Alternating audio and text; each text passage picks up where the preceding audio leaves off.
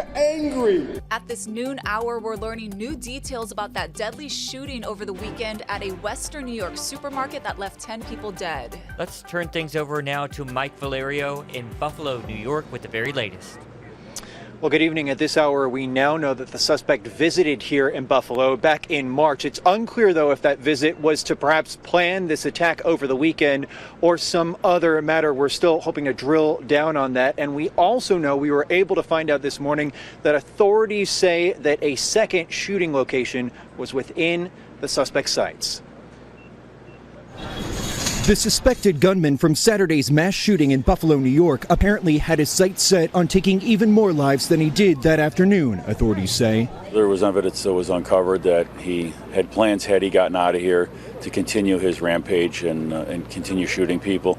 He'd even spoken about possibly going to another store. The 18-year-old suspect shot 13 people, killing 10 of them at the Tops Friendly Market store before surrendering to police. But had he not turned himself in, if he got out of here, he was going to get in his car and continue to drive down Jefferson Avenue and continue doing the same thing. And the Erie County District Attorney laying out just how large the scope of evidence is. He lived with his parents, so looking at the car, there was evidence left at the crime scene. In the manifesto, everything he's done on social media, we're drilling down on that.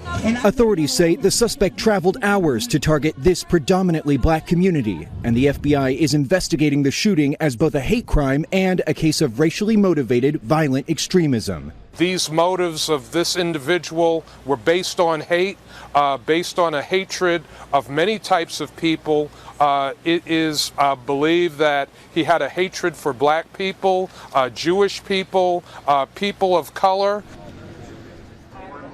Meantime, the Department of Justice in Washington is also involved in this equation. It's an open question whether or not federal hate crime charges will be brought. It's also going to be up to the Attorney General, Merrick Garland, whether the federal death penalty could be part of conversations here as to what to do with this case moving forward. President Biden will be here tomorrow to comfort victims' families. That's the latest from Buffalo. I'm Mike Valerio. Let's send it back to you.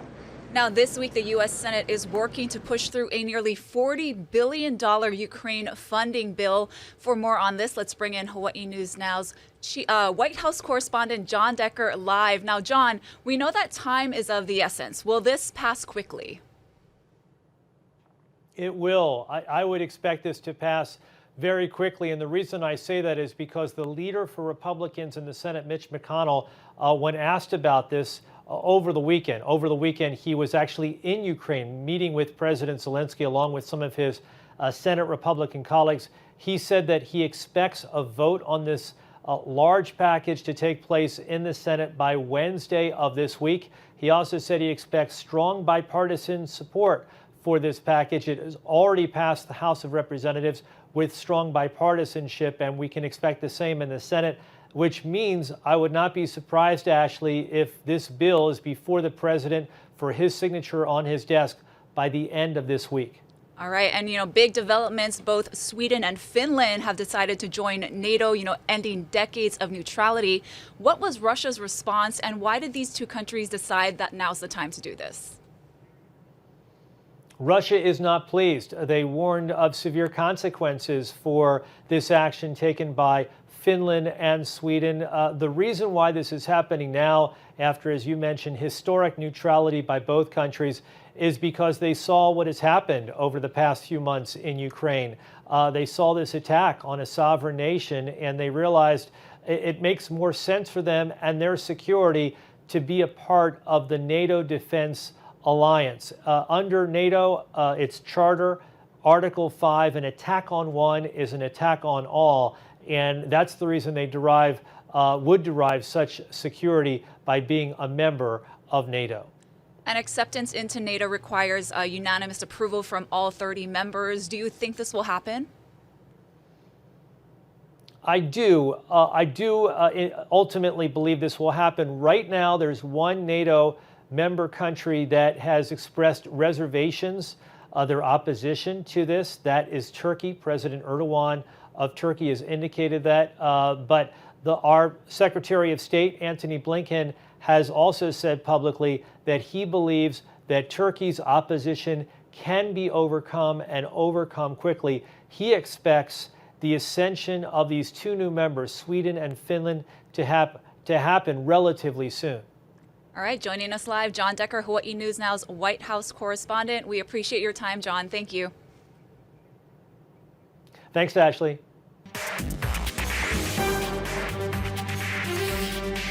All right, we're bringing in Howard Dykes for today's big talker story, and we're talking arrival numbers. Howard, what's up with it? Well, our arrivals have been increasing, not with much from international, but with a great deal from the West Coast.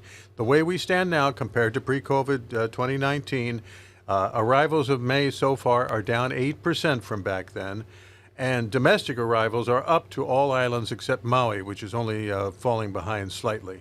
And I heard you mentioning some international news, some visitors from down under making a dent in those numbers. Yeah, we're up to 25% of pre-COVID normal for international arrivals, which is a small number, but not compared to before. The increase is not coming from Japan, where we're still getting only a few hundred a day, including pilots. But we are getting more bookings in Waikiki, particularly from Australia. And the hotels say it's going to get better because, of course, they can look ahead from who's here now to who's booking for later, and it's looking good from the South Pacific. And even with those prices going up, airfare and hotels, people were still booking. I was out in Waikiki this weekend. We were just running through everything that was going on. There was a big convention. There were things happening at the convention center. There was a street festival. I said I always judge the number of visitors in town by the number outside the Red Lobster. But Yeah. It was a busy weekend, right? Yeah, we had thousands of people convening at the Hawaii Convention Center and at Hilton Hawaiian Village. It's an interesting thing about those folks who come here at conventions. They all look alike. It doesn't matter whether they're engineers or funeral directors. They all look exactly the same as they walk across the bridge over the canal. And I guess it was just good to see people back in the islands, the tourism coming back to life. Any predictions out there for the summer? Things still looking pretty good, at least according to the hotelers. Well, the hoteliers who cater to the Japanese are still hoping that sometime late in summer we'll start seeing them again. The bookings do seem to be good from everywhere else. I've also noticed another interesting phenomenon. Bernadette and I spent a day in Chinatown. I just wheeled her all over Chinatown, and we saw lots and lots of people, but they were all local. So I figure they're not going to Waikiki right now. It's too crowded. Yeah, and even Chinatown getting a new Ace Hotel in the works right now, if you saw that at the right there on Hotel Street. So. Everybody keeps saying that one day Chinatown's going to see an incredible resurgence. I think we have to fix some of the problems in Chinatown before that'll happen, but there were big crowds over the weekend. So much history there and some good landmarks, too. Howard Dykes, thanks so much for your insight. Let's toss it back over to Ashley with more news. Lawmakers are working on plans to restock store shelves with baby formula. Deborah Alfarone has the details from the White House. Abbott says it has reached a deal with the FDA to reopen its baby formula manufacturing plant in Michigan. The FDA is working closely with Abbott to bring the facility back online safely. That's the key here, safely. The Abbott plant shut down in February for safety concerns. The agency had a 34-page whistleblower report in hand, making pretty serious allegations that there was data falsification and information withheld from inspectors. Abbott makes about 40% of all baby formula sold in the U.S., so the plant closure has led to severe shortages. The FDA says those problems should be corrected quickly. We would expect this to gradually get better over the next several weeks and within really several months to be completely up to normal. The White House says it is working with other formula makers to increase their supplies. Made clear to all of them that federal resources, including transportation and logistics resources, are available and on call. The FDA is also working to ease regulations that would increase supplies by importing formula from overseas. Deborah Alfarone, CBS News, the White House. Well, it's 2 weeks until Memorial Day, when gas prices climb in anticipation of summer vacation driving. Well, we don't do a lot of that kind of driving here in the islands, but we get caught up in the same trends as the local refineries compete for crude with refineries on the mainland. Honolulu regular is at $5.21 a gallon today, according to AAA. Hilo is back down to $5.34. Over on Maui, it's down a penny to $5.45. And on the Garden Isle, it's at $5.66 a gallon. You can now order more free at-home COVID-19 tests. The program allows 3 orders of at-home test kits. That's 16 tests total per residential address. The government first started offering the free at-home test in January. They announced a second round available to be shipped out in March. Now a third round of free at-home tests are available to order. Every home in the United States is eligible. Just go online to covid.gov to get yours today. Well, we were following it for weeks right here on This Is Now. After China's recent lockdown chaos, Taiwan is pledging not to do the same. Here's Will Ripley with those details.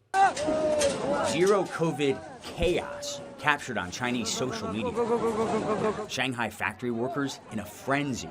Friction likely fueled by long weeks of lockdowns. Panic and fear. On a day Shanghai reported less than 300 new cases. On the same day in Taiwan, more than 36,000 new cases, 140 times more than Shanghai, which has a bigger population. Here in Taiwan, the mood is calm, not chaotic. The island gradually reopening, emerging from almost 2 years of pandemic seclusion. Taiwan's former vice president, a leading epidemiologist, says the goal is no longer zero infections, but effectively controlling the virus.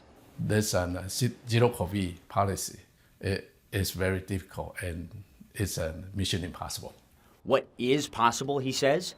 Maximize hospital capacity, boost vaccination rates. Most adults in Taiwan have at least 2 doses, even the high-risk elderly population.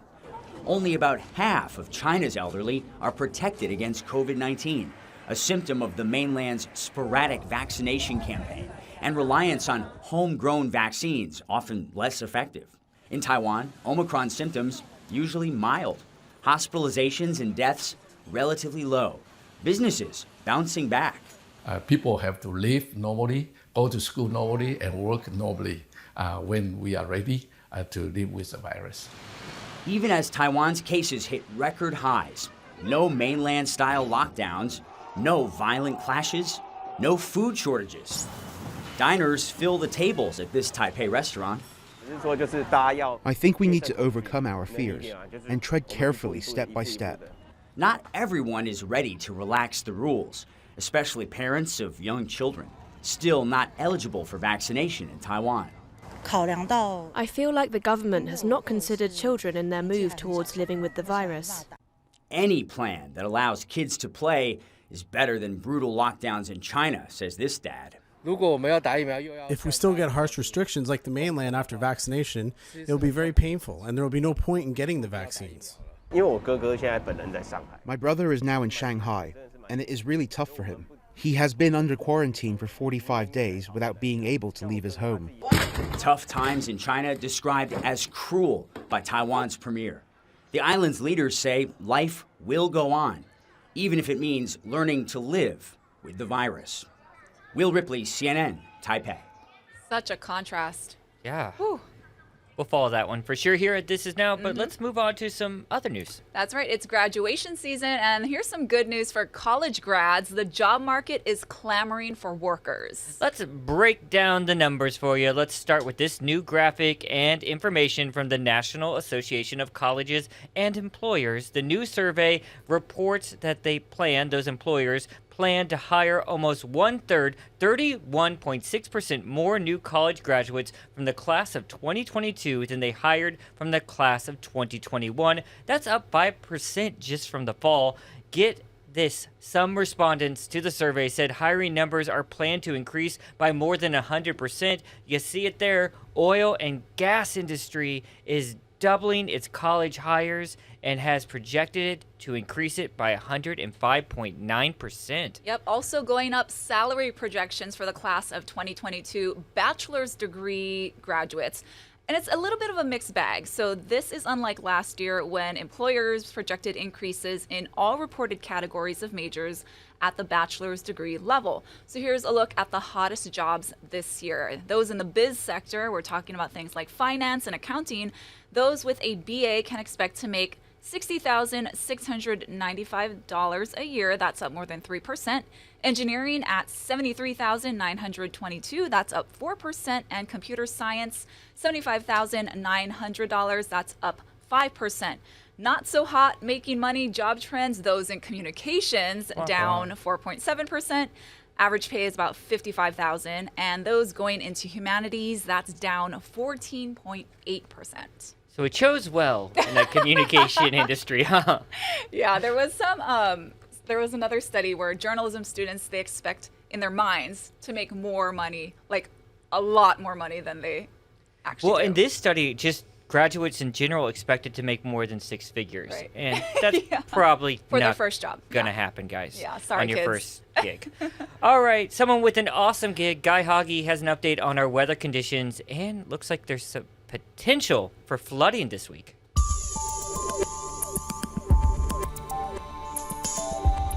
Rain is on the way. Not yet. I know we got some wet spots this morning, but that's nothing compared to what we expect to happen starting tomorrow night. Starting tomorrow night, this mass of moisture, this disturbance, juicy as it is, will drop in and bring in more clouds, more showers from Wednesday through Thursday before easing up on Friday. Most of the heavy rain expected to affect Kauai and Oahu mainly on Wednesday. But you can see the moisture is going to stretch down the island chain through Thursday, and then by Friday it's going to start to retreat, and then we're in for a pretty nice weekend. So again, we're going to see increasing clouds and showers starting tomorrow night.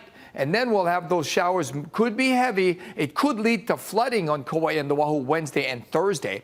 And then drier conditions heading on Friday. In fact, the weekend is looking quite nice. Okay, that weekend looks good, but that chance of storms and flooding, uh-oh. All right, let's see what the internet is talking about. And this is a really cool story if you are traveling to Paris this summer. Fans of the movie and the current Broadway hit Moulin Rouge have their chance to stay inside the windmill of the iconic Moulin Rouge Club in Paris. The overnight stay is through Airbnb and features the newly transformed secret suite with the 19th century furniture and period costumes, which are not comfortable, so why would you want to wear those to a club? But do your thing. For the gram, John. Yeah, for the gram. Guests also receive a special dinner, behind-the-scenes access to the Moulin Rouge Cabaret show, and a photo op, of course, for that gram with the cast. Bookings go on sale tomorrow, again, through Airbnb. That would be a cool experience. It really would be cool. And I have never seen the movie Oh, it's or great. obviously the musical, but I know the hit song, you know. Who doesn't? Are you going to sing it for us today? Not today? Nope. Okay. All right, moving on. Space news, guys. NASA engineers are wondering if their Mars helicopter has taken its last flight. That's because winter is setting in on the red planet where temperatures dip below negative 100 degrees Fahrenheit. But even if the flight on April 29th was its last, the little helicopter named Ingenuity has far exceeded any expectations. So get this, it was designed to fly only 5 times and to last a month. Well, it has flown an amazing 28 missions and made discoveries for 13 months. So with Mars in winter, in addition to the cold, the dust is kicking up, and that's coating the solar panels used to recharge Ingenuity's batteries. And this month, for the first time in a year, Ingenuity was unable to communicate with Perseverance. That's the Mars rover. So it may be over for Ingenuity, but had a good run. Yeah, it's the little helicopter that could. Exactly. Unlike my singing. It's really the French lyrics that I'm not even going to attempt in that song. Yeah. I never understood what they said. We don't want to offend our French viewers. No. All right, guys, let's talk about some good news now. We got Stephanie Lum's new podcast with a very famous guest. I'll just play it out for you and see what it's all about. Wayne's World. Oh, Yeah. yes, everybody. Who do we We're have? joined by Tia Carrere. She is on Mothership. Thanks so much for being here with us, Tia. Thanks for having me. Yeah, okay. Almost bad mothers. Oh, we've been bad, but we're good too. We're good mothers. So getting back to just how we're just in awe of you, and we totally look up to you, Tia Carrere, just making it big in Hollywood. No, really, but it's easy for all of us to also forget that you started, just from humble beginnings in a Kalihi. neighborhood. I used to catch bus to school, 2 buses. Oh my God. Not 1, 2 public buses. Gotta get the transfer, yeah. Transfer. Yeah. I wish I had one transfer now. That would be like a collector's item. I think so. So yeah, we'd go down Kalihi Street, transfer at Farrington, Paddington, and then go on like King Street to Kaimuki to Sacred Hearts. I know you're Filipino, you're Spanish Chinese. Hawaii. So which one do you think you identify with most? Would it be like your Filipino side? Yeah, definitely Filipino. Actually, I have this movie coming out August 5th with Joe Coy, and it's like a whole Filipinos dysfunctional family story. It's like a big fat Greek wedding, but with Filipinos. So better food. Yeah. When is that coming out? August 5th, Universal Studios, Amblin Entertainment, that's Spielberg. So please, God, please let it, blow up. Ride Back, Dan Lynn's company, who did the Lego movies and the It movies. So some big guns behind it, So do you play a member of his family? Yes, a member of his dysfunctional family. And I don't know what they put out, so it's kind of hard for me to talk about, but all these funny Filipino actors in it and some really incredible cameos in there too. Oh man, we got to look out for that. Yeah, because I know that Joe Coy, he's really loved in Hawaii. And, one of his sold out Blaisdell 11 times. He did. He really did. We were at one of those shows. We were there. Yeah, we love him too. What was it like working with Joe Coy? Oh, he's hilarious. I've known him a long time. Funny story, actually. He's gonna hate that he reminded me of this story, but this is how we met. We met I want to say 15 years ago, something like that. I was checking into a motel off the strip in Vegas. Me and my mom were checking in, and there's this Filipino guy with, curly hair and glasses, bottle glasses, sitting behind the front desk. And he's like, "Oh, are you Tia?" I was like, "Oh, Tia Carrere checking in." He goes, "Oh, I know you. I'm a big fan, and you're Filipino, right?" And I said, "Yeah." He said, "I want to be a comic, but my mom wants me to be a nurse or something like that." So we had this whole conversation at the front desk, and I said, "Hey, well, if you really want to do it and you can't imagine anything else, then you have to. You owe it to yourself to go and see this through." And cut to many years later, I did a movie with John Lovitz, and I went to go and see him at the Laugh Factory, and who's opening for him, but this Filipino guy. I'm like, "Oh my God, you're amazing, blah, blah, blah." He said, "I met you at that, Alexia, whatever, motel in Vegas." I was like, "I remember clearly, that was incredible." I said, "Good for you." And it since then is like, boom, blew up all over. So if you want to see more of that awesome conversation, just check out Stephanie Lum's podcast, Mothership. Find it anywhere you get your podcasts. Just search Hawaii News Now. I'm trying to picture Joe Coy with curly hair. That's crazy. And big glasses. Yeah. One more story. Yes, we want to say a huge congratulations to a member of our This Is Now family. Our first intern, Lauren Teruya, was crowned Miss Hawaii this past weekend. The 75th annual competition was held on Saturday, and Lauren, who was a Miss Honolulu, took home the top spot. We're not surprised. She's amazing. Yeah, and first sisters to ever win the crown. Yep, that's right. Her sister, Catherine, was Miss Hawaii in 2017. Very cool. Congrats, Lauren. We love you.